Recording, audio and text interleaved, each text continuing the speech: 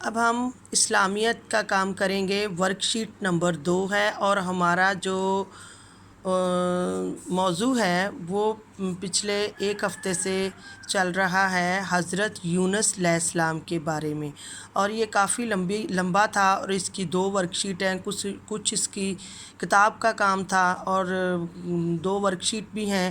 پہلے ہم نے ایک مکمل کی، آج ہم دوسری شروع کر رہے ہیں۔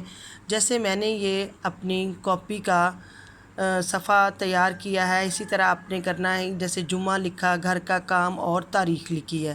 اسلامیات ورک شیٹ نمبر 2، سوال نمبر اس کا 1 ہے، درج ذیل خالی جگہ پر کریں۔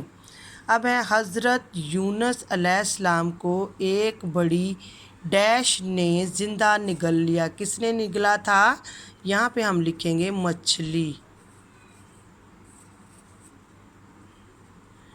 مچھلی نے۔ تو نمبر 2 پہ ہے، حضرت یونس علیہ السلام ڈیش کی اجازت کے بغیر شہر چھوڑ آئے۔ کس کی اجازت کے بغیر؟ اللہ تعالیٰ کی۔ یہاں ہم لکھیں گے اللہ تعالیٰ اور نیچے اس کو کریں گے انڈر لائن تاکہ پتہ چلے کہ یہ خالی جگہ ہے۔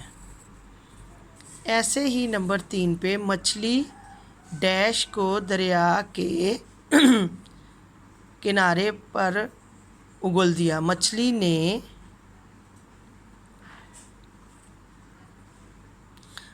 نے ڈیش کو دریا کے کنارے پر اگل دیا۔ کس کو اگل دیا تھا؟ یہاں پر ہم لکھیں گے حضرت، یہ دیکھیں، حضرت یونس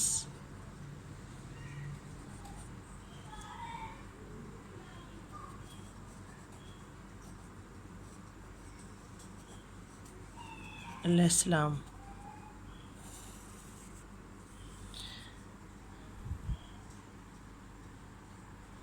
نمبر 4 پہ ہے، حضرت یونس علیہ السلام مچھلی کے پیٹ میں رہنے کی وجہ سے ڈیش اور ڈیش ہو گئے تھے۔ کیا ہو گئے تھے؟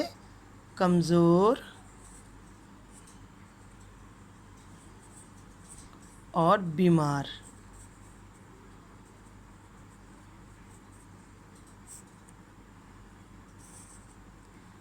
ہو گئے تھے۔ آگے ہے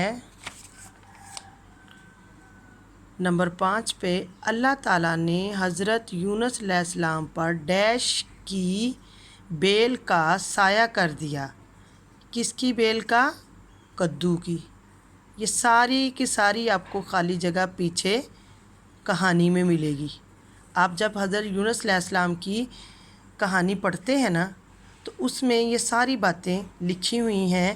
آپ اس کو دوبارہ سے اگر نہیں سمجھ آئے گی تو آپ اس کہانی کو دوبارہ سے اس کی پڑھائی کریں گے اور یہ آپ کو لفظ سارے کے سارے وہاں مل جائیں گے۔ یہ آخری والا جو صفحہ ہے اس میں لکھا ہوا ہے یہ کدو کی بیل کا، اور وہ ڈیش اور کمزور ہو گئے تھے، یہ پچھلا والا سارا، یہ والا، یہ سارا آپ کو کہانی کے اندر سے ہی ملنا ہے۔ تو آپ نے بالکل اسی طرح سے اس کو اتارنا بھی ہے کاپی کے اوپر، اسکول کی کاپی کے اوپر، اور اس کو یاد بھی کرنا ہے۔ اوکے، اللہ حافظ، اپنا بہت سارا خیال رکھیے۔